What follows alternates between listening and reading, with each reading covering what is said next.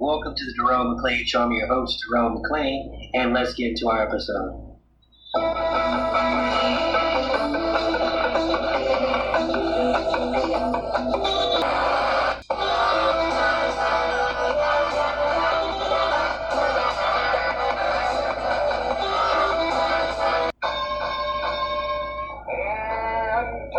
Intelligentsia, the endem of sarcasm, the nutty professor, to your whack-ass marmalade. It's T-Bone from T-Bone and Chick Brew in the morning. Now available in podcast format. Simply search for the T-Bone and Chick Brew podcast, available wherever fine podcasts are sold. Welcome to the Jerome McClain Show. I'm your host, Jerome McClain. Independent media that won't reinforce tribalism. We have one planet. Nobody is leaving.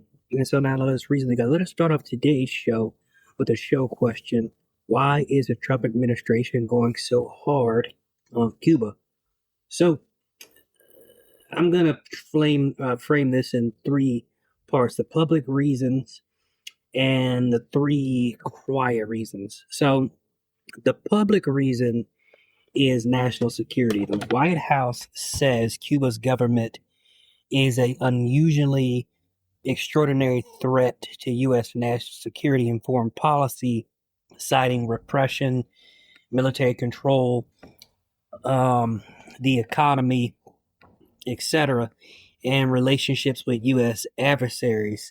Trump's May 1st, 2026 executive order actually expanded sanctions against Cuban officials, Cuban state entities, and foreign actors doing business in key Cuban sectors. But the real political answer is this. The administration is trying to break Cuban state's financial spine. The sanctions are aimed especially at the GAESA, the Cuban military-linked business empire that touches tourism, finance, logistics, and major hotel operations. Now, U.S. officials accuse the GAESA of hoarding profits for the military and Cuban elites, while Cuba denies that and says the GAESA is part of a national economic defense. Now, the second reason is regime change pressure. They may dress it up in language of human rights, terrorism, and democracy, but the goal is not just to punish Cuba. It's to make governing Cuba economically impossible and to a regime change bends or breaks. Rubio has openly said he would like to see regime change in Cuba, and recent reporting has described the policy as an effort to force a change in Cuba's government through oil pressure and sanctions. Now, the third reason is Marco Rubio and Florida politics. Rubio has long been one of Washington's loudest Cuba hawks. A Cuban exile politics in South Florida still matter inside a Republican strategy. Being hard on Havana is not just foreign policy, it's domestic political theater with a Miami zip code coming right at you. Now, the fourth reason is Cuba's relationship with Venezuela, Russia, China, and Iran. The administration argues Cuba is not merely a poor island dictatorship sitting 90 miles away, but a regional nod for America's adversaries. Rubio has said Cuba's ties with China and Russia makes it a serious national security threat. Now, the fifth reason is economic leverage. Cuba is already weak.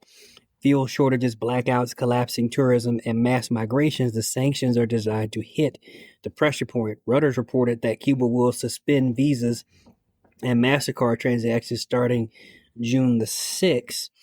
And financial partners to limit operations. This is not symbolic. This is a direct hit to tourism and foreign currency flow.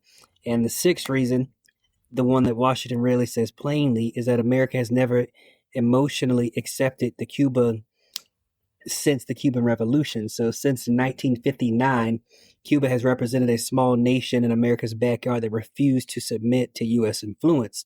So now let's be honest, the Cuban government is authoritarian. It represses dissent. It limits political freedom. And we don't have to romanticize Havana to criticize Washington. But U.S. policy has often been less about liberating the Cuban people and more about making an example out of Cuba. So the answer is this. Trump administration is going hard at the Cuba because it sees a weak regime, a strategic opening, and a domestic political win, and a chance to restart U.S. dominance in the hemisphere.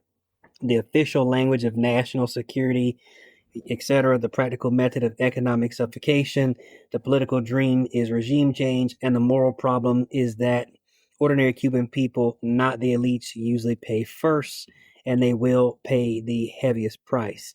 The tension right here is that the Cuban government deserves criticism, but starving a country into democracy is like trying to baptize somebody by holding them underwater. At some point, it stops being liberation and starts to just look like punishment. And that's pretty much the short and sweet of it. If you listen to some of these people like Marco Rubio and Ted Cruz talk, they've even written it in their books that it was their lifelong goal is regime change in Cuba, especially a lot of them.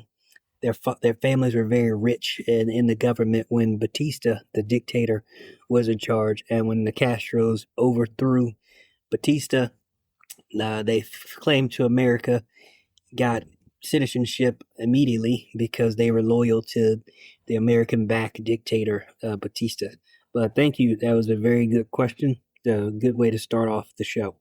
So the former Trump advisor, John Bolton, actually plans to plead guilty in a document case that sources are actually reporting. So John Bolton, the former national security advisor to President Trump, is planning to plead guilty to one count of retaining classified national security information and will agree to pay a $2.25 million fine, according to sources with direct knowledge of the matter. Bolton, now a staunch critic of President Trump, was indicted last year on 18 counts related to his handling of sensitive government information that prosecutors said he shared with two relatives in diary-like entries across a 7-year span for possible use in the book he was writing. He had pleaded not guilty in October, but Bolton is expecting to submit a plea agreement at a hearing at the U.S. District Court in Maryland on June 26, one source said. The docket in his case describes the proceeding as a rearraignment. The sentencing range for a single count is 0 to 60 months of incarceration, the source also added. In Fed news, the Fed Powell chair, well, actually now he's a former Federal Reserve chair, Jerome Powell warned that attempts by the U.S. government to exert greater political pressure on the central bank will damage public confidence in its independence. Powell, whose time as Fed chair concluded on actually May the 15th, said the central bank, along with other institutions such as the courts and universities, is facing a political stress test from President Donald Trump's administration. I think a lot of people would agree with that statement. So there has been a lot of brouhaha going on in the media, especially with what's happening at 60 Minutes. And over at New York Magazine, Steve Kroft did a interview, and he talks about the meltdown at 60 Minutes that has transfixed the media world this week, as Barry Weiss fired deeply respected staffers and correspondents, installed broadcast news outsiders Nick Bilton as a show executive producer, and sparked a messy standoff with Scott Pelley, who grilled his new boss and accused Weiss of murdering the show, all before being shown the door himself. A pointed termination letter, along with a stern goodbye email, statements, and rebuttals, has laced the saga with claims of insubordination, incompetence, and a bias towards the Trump administration. To Steve Kroft, who spent 3 decades at 60 Minutes before retiring in 2019, the show, as the audience has known it, it no longer exists. He said that of 60 Minutes. They made it clear, they being the new management, Barry Weiss and David Ellison, that they want to go in a completely different format model call it what you want, he says. Croft is not sure precisely what 60 Minutes will look like when it resumes. It seems almost impossible for me to imagine what kind of show they will put on in September. So Barry Weiss is... I'm going to do a whole thing on her, so we'll talk about her at a later date. But Barry Weiss is this person who regularly fails upward. And writing is terrible. And yeah, like I said, I'm going to do a whole single show on some of the mess that she's causing at these network that she took over. Trump's masked goons are a criminal's dream. It was January 20th, 2025, the day Donald Trump returned to the White House promising the largest mass deportation operation in American history, when a hooded man kicked down the bedroom door of a Mexican immigrant in Greensboro, North Carolina, shouting, "ICE! ICE!" Man raised his hand. He thought he was being arrested. Instead, 4 assailants robbed the house at gunpoint, pistol whipped one resident so hard that his split forehead required 10 stitches and 4 staples, and pointed a gun at a baby while demanding cash from the infant's terrified parents. They weren't ICE. They weren't police. They were criminals who had figured out that in Trump's America, all you need to terrorize an immigrant family with impunity is a mask, a gun, a camo outfit you could buy on Amazon, and a loud enough shout. NBC News and Noticias Telemundo just published a sweeping investigation documenting how the Greensboro robbery was not an isolated horror. Reviewing court records, police reports, and news accounts from across the country, they found 31 separate cases in 2025 of criminals impersonating ICE agents to commit violent crimes, up from an average of just 5 per year over the previous decade.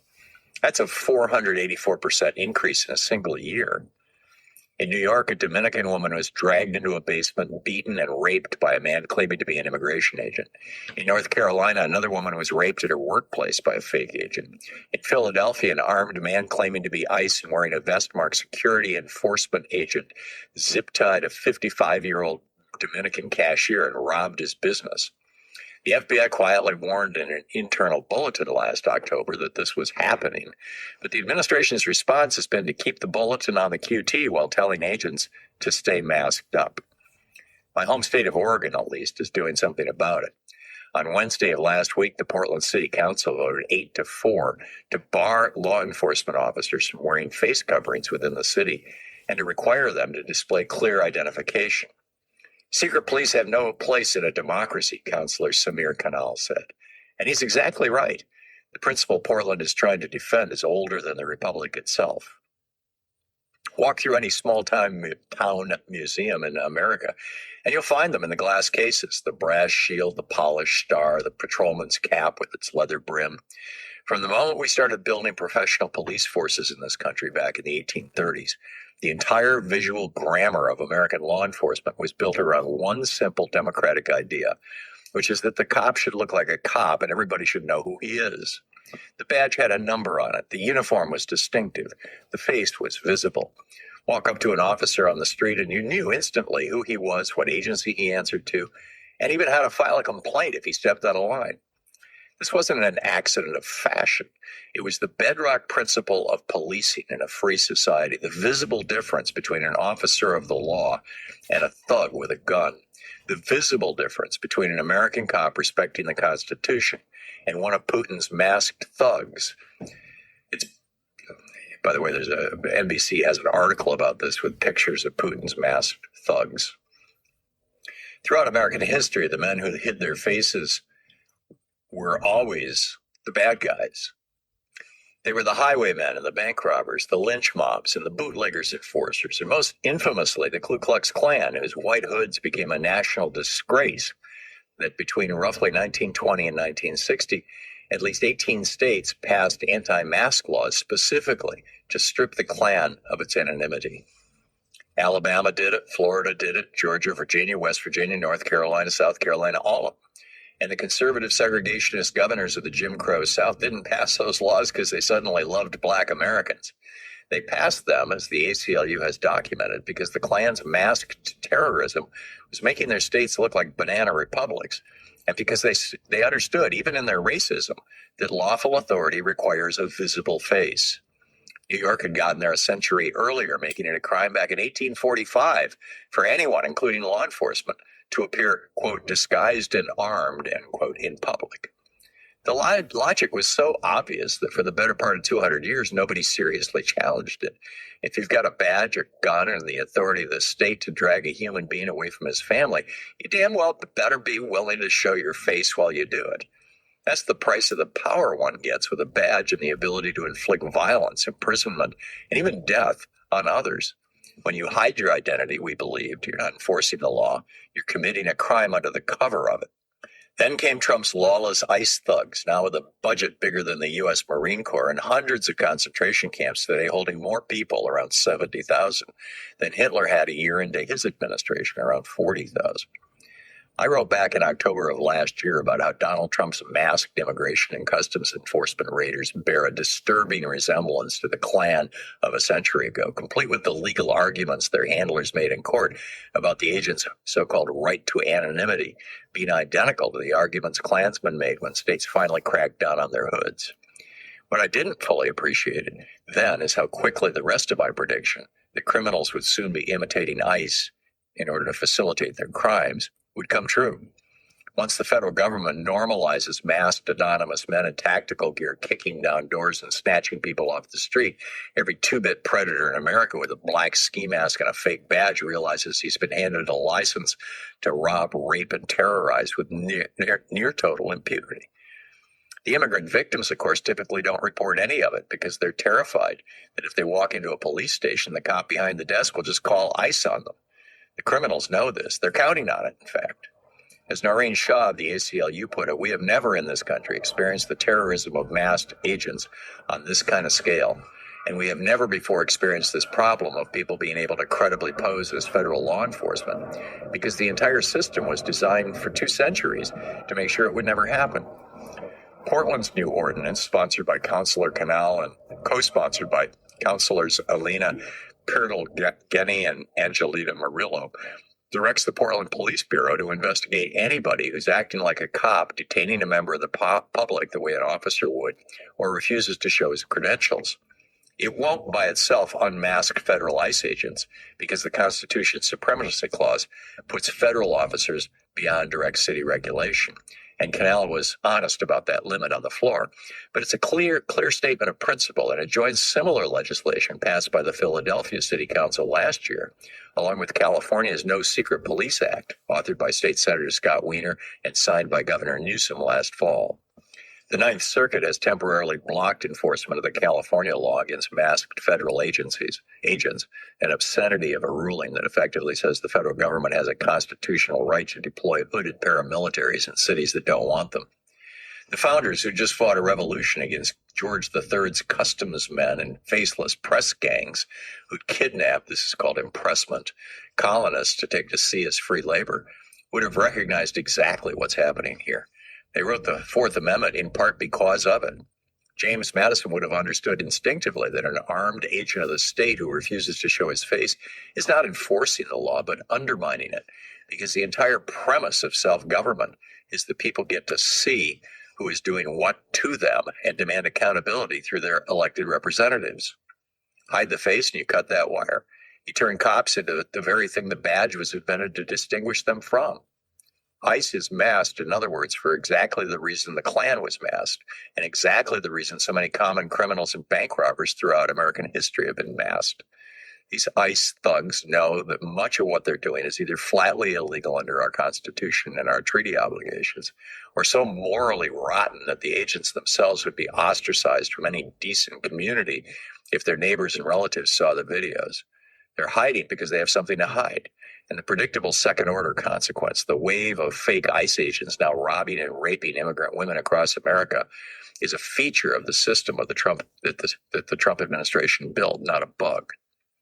Call your senators and representatives at the Capitol switchboard 202-224-3121 And tell them you want federal legislation requiring every law enforcement officer in the country, federal, state, or local, to operate with a visible face and a readable badge number, except in genuine undercover operations approved by a judge.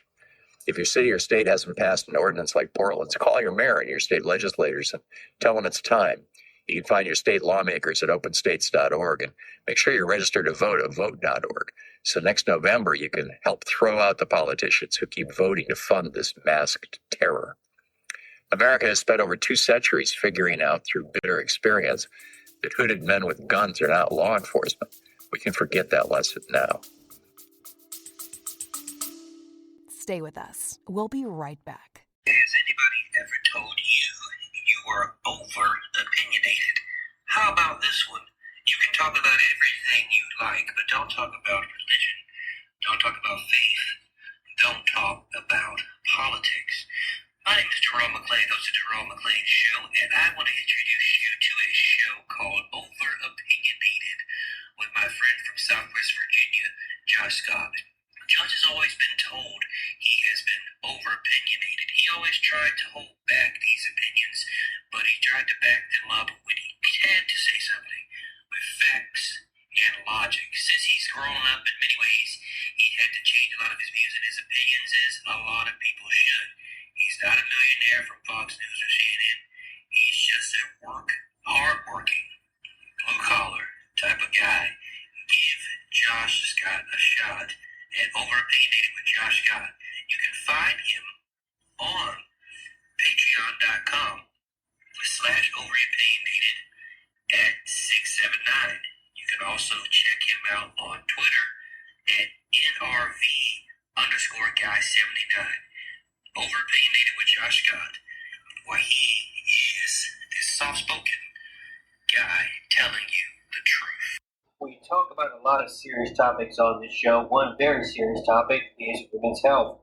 One company that stood out to me was vslay.com because the owner is very transparent about her own struggles in the women's health department and has great customer service, great deals, and frequent sales. You can check her out, her great customer service, products about women's health, and frequent sales at www.vslay.com. That is www.vslay.com. So, Pope Leo's first encyclica has been presented as a defense of humanity against artificial intelligence, but a closer reading actually shows that it's what he's really identifying is not the software development, but literally the capitalist market logic that impels it. Now, Leo is concerned about the prospect of private companies acquiring more power and influence than the state, to the point where they're able to crush civic institutions and escape regulations.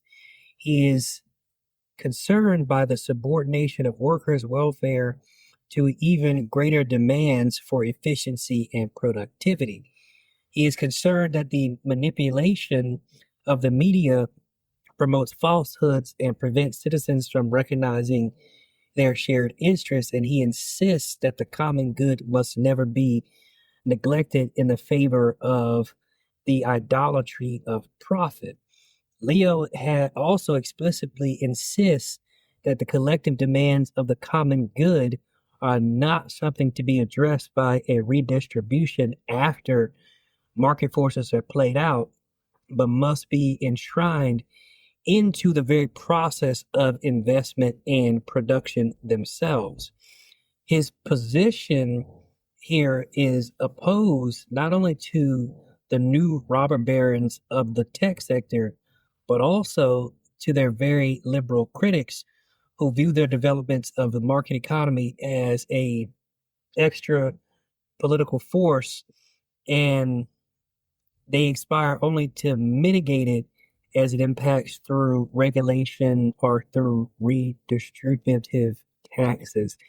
The encyclica was pretty well received, definitely with the warning of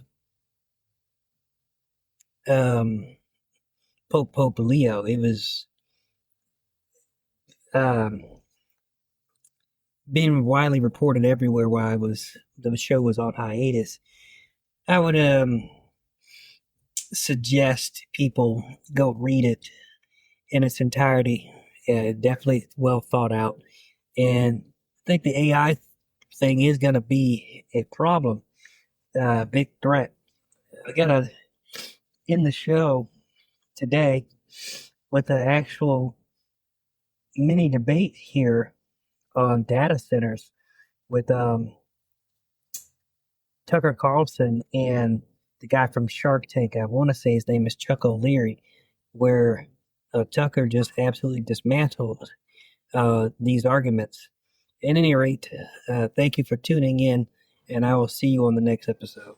Development of AI and some of the local opposition to AI extensively on this show. Joining us now to talk more about a new vision for how we should think about the development of AI is Zach Exley. He's a former senior advisor to Bernie Sanders, co-founder of the Justice Dems alongside my own husband, Kyle Kulinski, and founder of the New Consensus think tank. Welcome, Zach. Great to have you. Good to see you. Thank you. It's really exciting to be here. You guys, I have to say, you guys are really the one place where progressive populists are doing it right. Oh, thank you. And yeah, I mean, you've got this amazing combination of viewpoints, and I really think the right perspective that is going to serve us going into the decades as of the rest of our lives. So that's very kind. I'm really grateful for what you're doing here. It's our pleasure. Thank you very much for that. It means a lot coming from you. And you've been doing a lot of work on AI. I want to broaden out in just a moment. But first, I wanted to talk a little bit about the immediate bipartisan backlash that is really building into sort of a grassroots movement against data centers being located in local areas. And the bipartisan nature of this was on display in a recent Tucker Carlson debate with Kevin O'Leary, who is behind this massive data center build-out project in Utah. Tucker challenges him quite aggressively on that. Let's go ahead and take a listen. I would think, since you disagree with the Chinese way of life, which is pretty civilized in a lot of ways, but the one way in which it's barbaric is that it grants its citizens no real rights. And so I would think that you would be very worried about aping their system, which we are now doing. Like, they have total surveillance. It's a panopticon in China. We should create our own. Let's take 40,000 acres in Utah and make it possible for the government to know where you are at all times and what you're thinking, listening to you on your phone. Like, we have that. But again, be upset about you that. You have to choose the less of two evils in your scenario. And I'm telling you, what you should do is say, I want Kevin O'Leary to succeed. I want him to beat the Chinese in compute power, and then use the laws of the United States to make sure that you keep that compute power in check, whichever way you want. But to not have it available, to put down my shovel, I don't think people want me to do that. Even the people in Box Elder, the majority of them want me to hold my shovel and start digging. And that's basically the debate we're having. How do you know that the majority? Because they voted for it unanimously before the Chinese guys. There was a referendum? Like all this crap that's being spewed out. Wait, hold on. Yeah, and I may have fallen for some of it, so you correct me. There was a referendum among citizens, or did some county board vote? We actually went through the whole process that you have to do by their laws, and were granted 3-0. The commissioners of the county said we want to. So 3 people voted. The people of the county. They're elected officials. That's how you do it. How hard is it for Kevin O'Leary and Amazon and Microsoft and Google to subvert 3 county commissioners in rural Utah? Tucker, they asked us to come. They asked us to bring $15 billion. They asked and they voted, and it was a 3-0 vote. That's how it got fun. There's no other way to do Google it. And Kevin O'Leary got 3 county commissioners in rural Utah on their side. Good work. And just to add some numbers to the level of opposition that has grown to the development of these data centers locally, you can put F3 up on the screen. Recent poll that found 7 out of 10 Americans said they would oppose a data center being built near them. Opposition is so intense that more Americans would rather live near a nuclear power plant than a data center. That's music to Sauger's ears on that one. But in any case, Zach, I mean, this is relatively recent. Previously, there was a lot more openness. People have drawn this kind of line in the sand around data centers specifically because it is the pressure point they have. It's the one place where they have some control potentially over what development looks like and what gets built in their own neighborhoods. Yeah, and I think it's great that people are fighting back against data centers. It's really important because they're harming communities. They're in all kinds of ways. They're raising utility bills at a time when they're already incredibly high, and also there's an aspect of the Luddites who threw their wooden shoes in the machines to just destroy the machines that were displacing them. Like there's an aspect of people seeing that AI is going to take away their livelihoods, and so there's a bit of a just like let's fight it wherever we can fight it aspect to that, which I think is fine. It's and it's good, and people should be doing it. We should be doing it as much as we can, but it's not a solution to the whole problem of AI. This is really something that is going to completely transform our world, our way of life, whether we like it or not, no matter what we do. And I think that progressives, especially progressives and lefties, have a hard time seeing that. Yeah. Because I think there's this instinctive, this is a new product that these billionaires are pushing on us. It's just like social media, it's all over again. It's this new thing that we don't have any control over. That's all completely true, but it's also something completely different than that.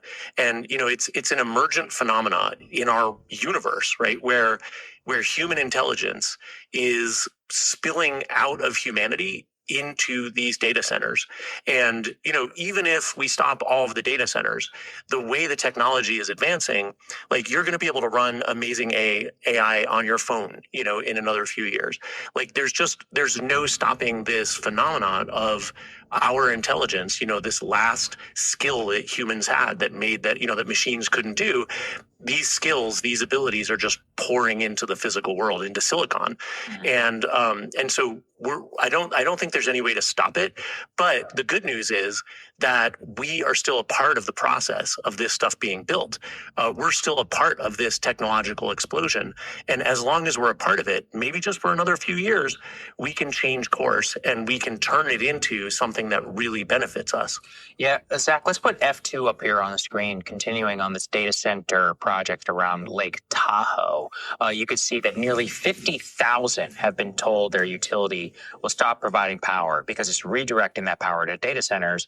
Nevada Energy has supplied most of Lake Tahoe's electricity for decades. It says next year it will stop servicing homes in the area and instead direct that electricity to the growing demand of Nevada data centers. So how is it, though, that you can see this happen in not only in a U.S. state, but have the consumers and the citizens have no even say over something like this? Well, I mean, that's how our economic system works. We have, we here in the U.S., people all over the world, we've got very little say over what's happening to us economically.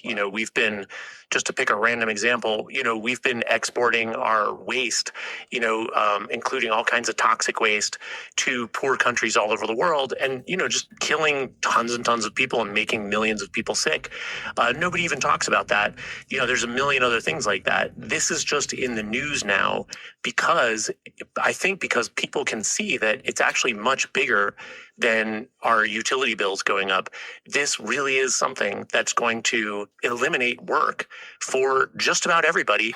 And the incredible thing, and this is really what we've got to refocus to, because this data center stuff is, yes, we have to fight it, but it's really kind of a distraction if we're not really keeping our eye on the really big consequence, which is that really in just a matter of a few years, everybody, if you could do your job in the pandemic on your computer, if you can do your job remotely now, your job is going to be done by AI, right? And people, people still haven't accepted this. They're still coming up with explanations about why this isn't going to happen. Mm-hmm. And I don't know if you guys would like to get into that now. It's a difficult conversation to have because there's so many completely new things about this that we're having a hard time getting our heads around. Yeah, I do want to talk a little bit more about that. First, let's put F1 up on the screen. This is some of your work at New Consensus. You've got a provocative headline here, which is, you say, why capitalism can't survive AI.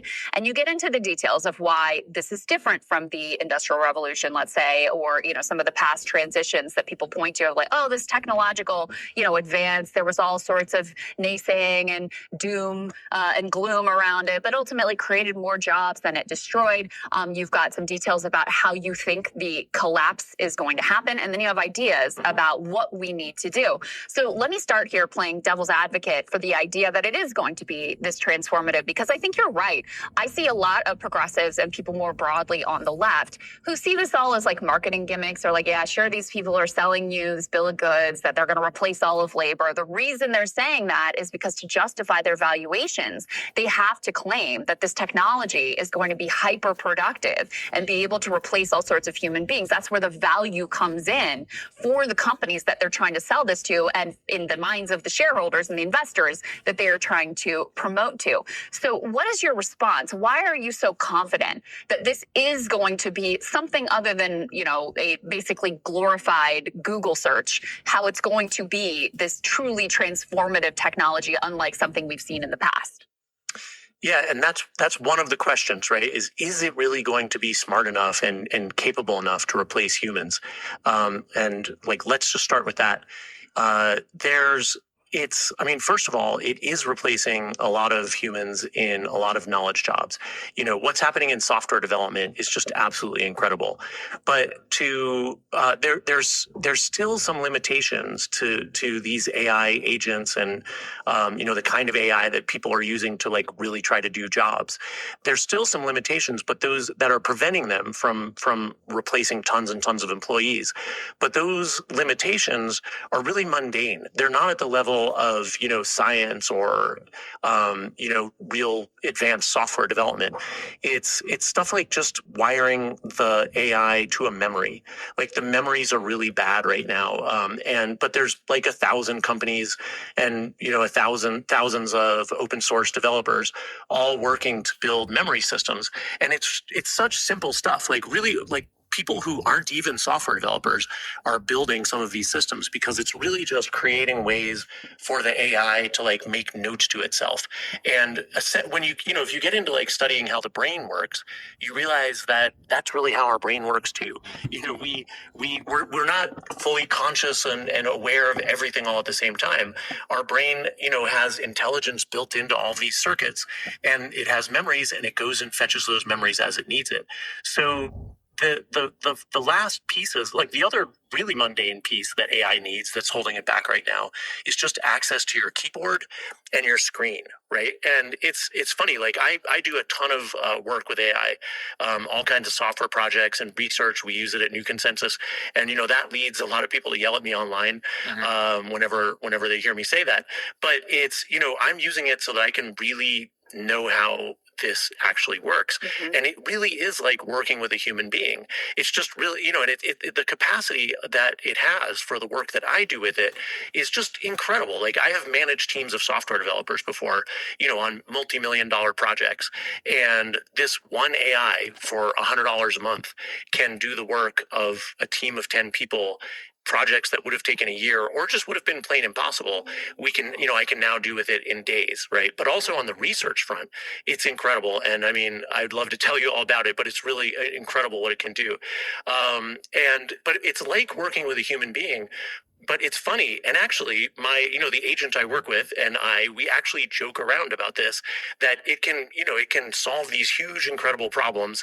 It can tell me stuff about any corner of human history because I've loaded thousands and thousands of books and sources into it. And yet it cannot click on the submit button on a website on my screen, right?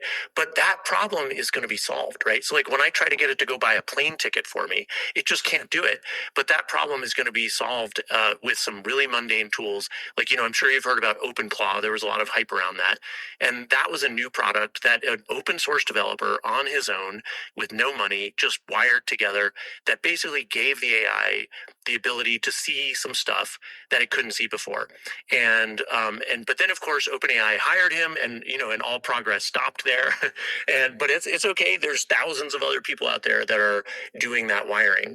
So the thing that's going to happen, which is going to change everything, is that in a couple of years or maybe a few years, these problems are going to be solved, and an AI is going to appear in your Google Meet at your team meeting at work. And it's going to be fully capable of doing anything that a human can do, anything that anybody on your team can do. But it's going to be, the reality is it's going to be smarter and better and faster. And it's going to, this one being is going to be working with everybody all across the company all at the same time. So how long is it going to take until that being can just do all of the work of the company, of all of the work of everybody that does their jobs on computers? And so the next step is the CEO is just going to talk to that AI and realize, hey, we don't need the people anymore. And then guess what's going to happen next? The board of directors is going to talk to the AI and realize we don't need that CEO anymore. And but the changes are going to be so much bigger than that, because when this starts to happen, like entire industries don't make sense anymore. Like management consulting, financial management, money management, insurance. There's, all these industries just don't make sense anymore because everybody will be able to do everything for themselves. Like no company will ever hire McKinsey to run the same AI to answer questions that they can run themselves, Well, and this really gets to your thesis that capitalism as it is structured now cannot handle these changes. Can you lay out why you think it will lead to a sort of collapse? What will be the mechanisms? What will that look like? Yeah, and this is hard because capitalism has run so smoothly for so long, like ever since the World War II, basically. That, I mean, I know there's been booms and busts. Yeah, but if you actually look at how capitalism used to work, right, before the Great Depression, all through the 1800s, like there was a Great Depression every decade, and they were way more severe than the Great Depression in a lot of ways. Huge chunks of the population starving because the entire capitalist system just shut down. All of those crashes, just like the Great Depression, were basically caused by overproduction. Machines getting really efficient, producing tons and tons of stuff. The financial bubbles are mixed in. So, you have financial bubbles around whatever new technology is out there. Is this sounding familiar? Sure. And so the thing that we forgot, we haven't experienced this with capitalism, a moment when capitalism runs out of customers, right? And like the same way that an animal needs oxygen to breathe, capitalism needs customers. And it's so basic and simple, like it's such a stupid thing to say, but it's absolutely true and it's inescapable. And so this is what, has basically caused long periods of unemployment and economic catastrophe in the past, when capitalism built out too much stuff in a bubble, and then they realize it was all silly and there's not enough people to buy. People don't have the money to buy this stuff, so they start laying people off. Well, it's a self-fulfilling cycle, right? Everybody needs to understand this, because this is what's going to be happening. It's called a demand doom loop. It's a demand. It's a self-reinforcing demand downward spiral, right? So people have less money to buy stuff, so that creates less demand. So companies lay people off, which lowers demand even more. We've stopped that since World War II by jumping in. The government jumps in and just gives everybody money, and then capitalism gets back on its feet. This has worked for a few centuries now. Even without the bailouts, capitalism has eventually started investing again and employing people again, because it's true what they say, that new technology creates new kinds of products and new kinds of services, which means new companies, which means new jobs. So people got automated off the farms into the factories, and then they got automated out of the factories into offices. And capitalism's, amazing trick is that it can just limitlessly create new products and services, which keeps everybody employed and keeps the system expanding. There's a big problem now with AI, because now AI is going to be able to do everything that a person can do at their computer, right? And there's a lot of other jobs that are going to get automated too, that are getting automated in factories, in cars, obviously, and in all kinds of other parts of the economy. But it can do everything that humans can do with their brains. It will be able to very shortly. And so that means that this wave of automation is like when the horse got automated out of a job. And I think Ryan actually brought this up, or somebody on your show brought this up weeks ago. And this is absolutely true. And it's a great analogy, because once you connected an engine to wheels and some, other contraptions, there was nothing that horses could do that machines could not do better. Right. So obviously people who like horses are going to have horses around. Horses can race. Okay. So, and as humans, we're still going to have value to each other, but we are not going to have value as workers for capitalism. And that means they're going to lay us all off. That means no customers. And then that means capitalism seizes up and really cannot function anymore. And so we're going to have to choose what comes next. Whether you're a fan of capitalism or hate capitalism, we're all going to have to build a new economic system in the wake of this transition. One question I have for you, Zach, is just to push on that thesis. Already, so much of the consumer economy is dominated by the spending of the wealthy. Do they actually need us all? Like, is most of the population sort of irrelevant now to the functioning of capitalism, the functioning of our system at this point? Well, it's more than half of our consumption is done by the top 20% of our population.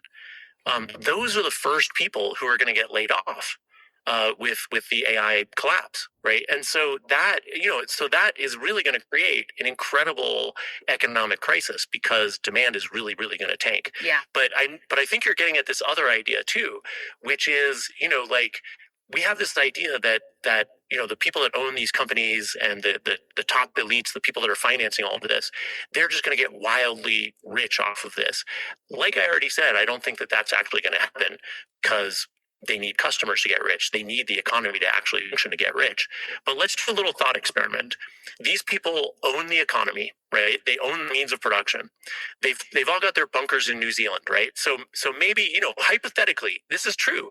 They could move to New Zealand. They could move some factories there. They could build their own data centers for so that the AI can manage their little economy for them, right? And so you can imagine that the people that own the economy today could say, screw all these people. We just want everybody to starve, and we're going to go build our own economy on an island somewhere. So first of all, that's not capitalism anymore, which is something interesting to observe, right? Like, what you're talking about there is the rich building a little, socialist economy for themselves, right? I mean, this has actually happened before. Look at the history of South Africa. The whites in South Africa got together and built themselves their own socialist utopian economy on the backs of everybody else. So it's not that weird of an idea, actually. But we should say that is absolutely absurd. Like, we need to have a political movement, and I believe we're going to, going into 2028 with the presidential campaign. We need to have a movement that says, screw you guys. That is, you can go to New Zealand, but you're not taking our means of production that we have all built together. And we're going to see all these data centers going out of business. We're going to see the AI companies going out of business. And that's not just because there's not going to be customers. It's because their business models are just fundamentally ridiculous. They're not monopoly products. They're just commodities. And that's why these valuations don't make sense. But when all this stuff is going out of business, and we have a plan for this on New Consensus, and we have to not just let all this stuff be sold off for parts. We need to not do government bailouts of this totally failed business model. We need to take possession of this stuff. And, I'm not even talking about, don't worry, Sagar, I'm not even talking about expropriation here. This stuff these are going to be worthless assets. I don't know why you thought I'm opposed to that. Okay, sorry. I'm afraid. Yeah, go ahead. Well, I want authoritarianism. That's basically what I want. Okay, good. Yeah. So we need to take possession of this stuff, and we can just buy it up as it's going out of business. It's in 2009. There was a guy in the Brazilian government, in Lula's government, who actually proposed let's buy all of the Wall Street banks, because they were all less worth than less than $1 billion each, right? And so we could do that, right, in this moment of collapse. And I'm not cheering for the collapse so that we can do this. It's just that I think it's very clear that this is what's going to happen. I think in the next year or two, this is why I think it's really great for we need leaders like you all to be ready for this, because in a year or two it's going to start becoming clear to everybody what's happening. And and we're going to have a stage of presidential candidates running for the Democratic nomination, and some of them are going to be completely clueless, and some of them are going to see how drastic the change is going to be, and they're going to be up to the challenge of talking about what comes next. And I think we might be surprised about, I really have no idea who's going to get it and who's not. So. Well, Zach, I think it's extremely important, the work that you're doing. And, I think there has not been, outside of your work, enough thought put into, okay, well, yes, we don't like the oligarchs, but what are we going to do? And what is this all going to look like? So I really encourage people to go and read the report that we put up earlier. I'm going to put the link in the description so that people can find it easily. And I hope you'll come back and talk to us some more. It's been great talking to you today. It's very provocative. I got to think about it more. That's why I'm just sitting here. Absolutely. Thanks for having me on. It's our pleasure, Zach. Thank you. Thank you. Hey, if you like that video, hit the like button or leave a comment below. It really helps get the show to more people. And if you'd like to get the full show ad-free and in your inbox every morning, you can sign up at breakingpoints.com. That's right. Get the full show. Help support the future of independent media at breakingpoints.com. Thank you for listening to today's episode. Of course, if you want to support the show, you can do so by going to www.patreon.com and getting a membership for as little as $3 a month. Again, that's www.patreon.com/The Jerome McClain Show.